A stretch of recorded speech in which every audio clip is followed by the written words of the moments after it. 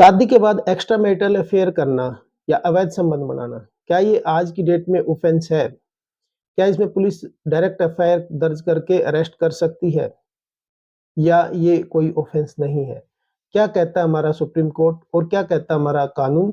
आज की इस वीडियो में हम इसी बारे में बात करेंगे। वीडियो में एंड तक बने रहें और मेरी वीडियो अगर आपको इन्फॉर्मेटिव लगे तो इसको लाइक शेयर ज़रूर करें और मेरे चैनल को अगर तक अभी आपने सब्सक्राइब नहीं किया तो प्लीज़ इसको सब्सक्राइब ज़रूर कर दें बिकॉज़ इस तरह की मैं आपके सामने बार-बार वीडियो लेके आता रहूँगा, जिनमें बहुत ही इन्फॉर्मेटिव चीज़ें रहेंगी। नमस्कार जी, मेरा नाम है एडवोकेट राहुल सिंह। आज हम बात कर रहे हैं कि क्या भई अवैध संबंध बनाना शादी के बाहर और अडल्टरी में रहना या एक्स्ट्रा मैरिटल अफेयर करना, ये कोई ऑफेंस है आज की डेट में? तो इसका आंसर है नहीं। आज की डेट में ये कोई ऑफेंस नहीं है। क्यों नहीं है ये ऑफेंस? इसका सीधा-सीधा सा रीज़न ये है कि 2018 में चीफ जस्टिस ऑफ इंडिया हमारे जो थे दीपक मिश्रा जी, उनकी 5 जजेज की बेंच ने एक डिसीजन दिया था कि भई ये जो सेक्शन था, जिसमें पहले 5 साल की सज़ा थी, आईपीसी का सेक्शन था 497 आईपीसी, जिसमें अडल्टरी में 5 साल की सज़ा होती थी, कि भई इसको जेंडर बेस माना गया है। क्योंकि इसमें क्या था कि भई एक बिल्कुल अनकॉन्स्टिट्यूशनल सी बात कर रखी थी, ऐसी बात कर रखी थी जिसमें कि एक आदमी अपनी औरत को एज़ ए ऑब्जेक्ट की तरह यूज़ करता है।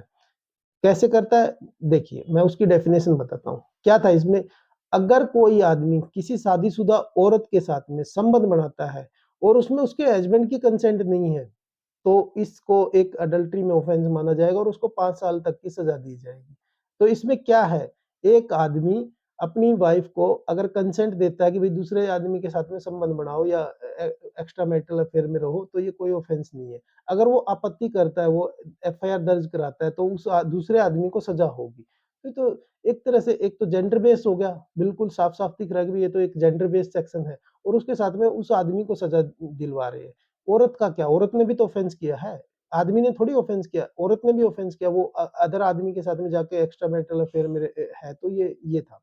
तो इसमें क्या है कि पहले भी धारणा यही चलती आ रही है और बहुत सारे कानून भी ये बनाए गए हैं, जिसमें ये है कि भई जेंडर बेस करके इसको औरतों के खिलाफ कोई कार्रवाई नहीं है इसमें, बिल्कुल भी कोई किसी तरह की भी कार्रवाई नहीं है, जबकि वो खुलेआम एडल्टरी में या खुलेआम एक्स्ट्रा मैरिटल अफेयर में रहे, फिर भी उनके खिलाफ कोई कार्रवाई नहीं होती थी। तो सुप्रीम कोर्ट ने इसमें देखा कि भई ये जो है कि इस तरह का सेक्शन या तो न्यूट्रल बेस होना चाहिए जिसमें हस्बैंड वाइफ दोनों को सज़ा हो। सिर्फ़ आदमी उसको ऑब्जेक्ट की तरह यूज़ करके दूसरे आदमी को सज़ा कराए और औरत का कुछ ना हो, तो ये तो एक बिल्कुल ही सरासर नाइंसाफ़ी है, सोसाइटी भी इसको अलाउ नहीं करेगी, इस तरह के सेक्शन को। तो उन्होंने इसको पहले तो डिक्रिमिनलाइज़ किया, खत्म किया, स्ट्रोक ऑफ कर दिया, सब कुछ कर दिया। दूसरा इसमें सुप्रीम कोर्ट ने कहा है कि भई अगर इन नियर फ्यूचर में अगर सेंट्रल गवर्नमेंट इसमें कोई ऐसा कानून लेके आती है जो जेंडर बेस हो, जिसमें दोनों की बात हो, दोनों को क्रिमिनलाइज़ करने की बात हो, हस्बैंड और वाइफ को, तब इसको हम कानून बनाने की बात करेंगे, आगे सोचेंगे। अभी इस कानून को बिल्कुल ही निरस्त कर दिया, खत्म कर दिया है, ये आईपीसी का सेक्शन नहीं रहा है। आज से ये ऑफेंस भी नहीं है। अब बात करते हैं कि भई इसके बाद क्या अवेलेबल है हस्बैंड वाइफ के पास में अगर उनके पार्टनर किसी और के साथ में एक्स्ट्रा मैरिटल अफेयर में रहते हैं, अडल्टरी में रहते हैं या कोई अवैध संबंध बनाते हैं शादी के बाहर, तो क्या है? अब इसको 2 पार्ट में हम डिवाइड करते हैं। पहला पार्ट करते हैं हम कि भई मेन यानी कि आदमी। अगर आदमी शादी के बाहर एक्स्ट्रा मैरिटल अफेयर करता है तो उसमें क्या सज़ा हो सकती है उसको? या क्या उसके खिलाफ एफआईआर दर्ज हो सकती है? क्या उसमें वाइफ स्टेप ले सकती है?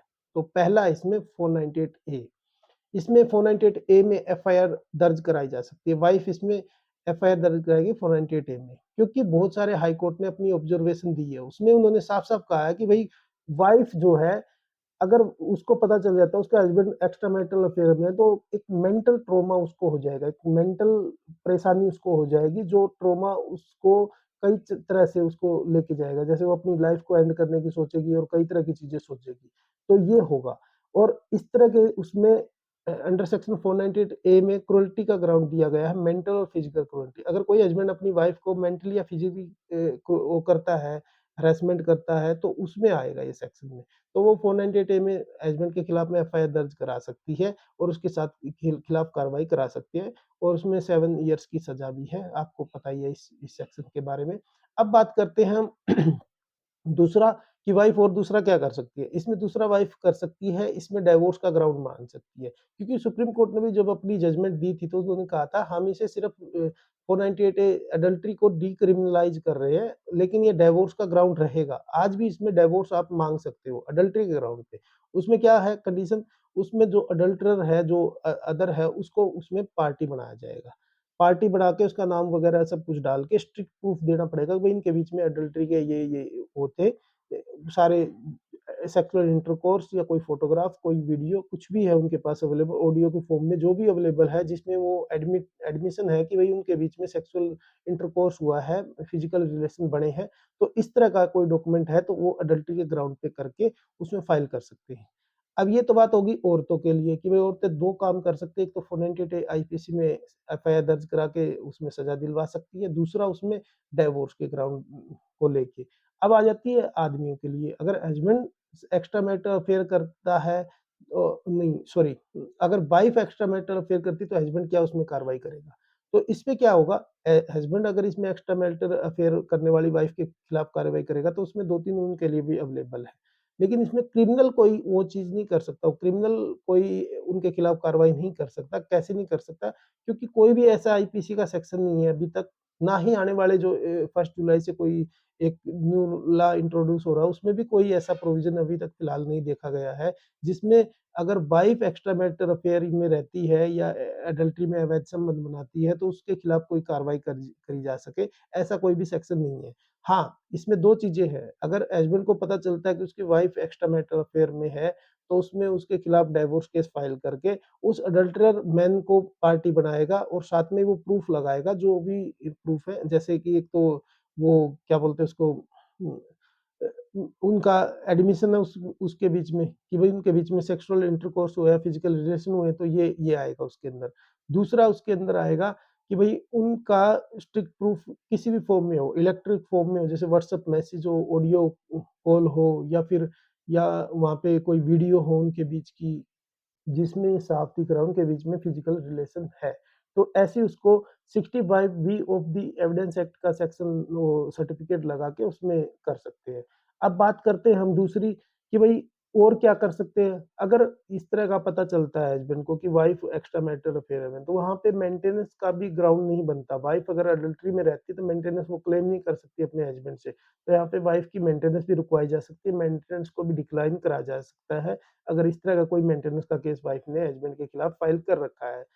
तो ये तो हो गया वो। अब इसके बाद और कोई ऐसा सेक्शन नहीं बनाया है और जहाँ तक सुप्रीम कोर्ट ने 2018 में अपना जजमेंट दिया था, उसके बाद से अभी तक सेंट्रल गवर्नमेंट ने भी कोई ऐसा कानून नहीं इंट्रोड्यूस किया है, जिसमें जेंडर न्यूट्रल सेक्शन हो, जिसमें एडल्टरी तो हो कि भई दोनों को पनिशमेंट मिले, हस्बैंड को भी मिले और वाइफ को भी मिले। क्योंकि आज की डेट में एक नीड हो गई है सोसाइटी की। बहुत सारी जगह आज देखने में आया कि हर कोई लिव इन रिलेशनशिप में जाता है, अपनी शादी को लात मार के, अपनी शादी को भूल के। तो उसमें क्या होता है कि ज़्यादातर ये केसेज़ आ रहे हैं कि जिसमें लिव इन रिलेशनशिप में रहना स्टार्ट कर देते हैं, तो उनमें कोई ऑफ़ेंस ही नहीं होता। पहले तो डरते थे लोग कि भई इसमें पुलिस पकड़ के ले जाएगी, पुलिस एफआईआर कर लेगी, वो कर देगी।